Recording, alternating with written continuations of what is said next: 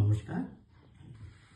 আজকে আমি বলছি যেটা বলেছিলাম, উনি রবীন্দ্রনাথ যে তালগুলো ছন্দবিন্যাস করেছিলেন তারই আর দ্বিতীয় পার্ট।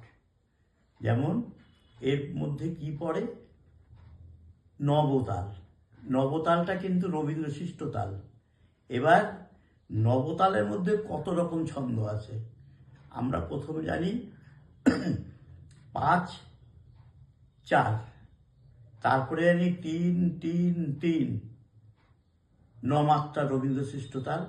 এবার কিভাবে ছন্দবিন্যাস করেছে, ধি ধি না ধি না ধি না ধি না ধি ধি না ধি না ধি না ধি না ধি। এবার এটাকে আরেকটা কি করেছেন, ধা ধি না না ধি না না ধি না, ধা ধি না না ধি না ধা ধি না, অথবা ধা ধি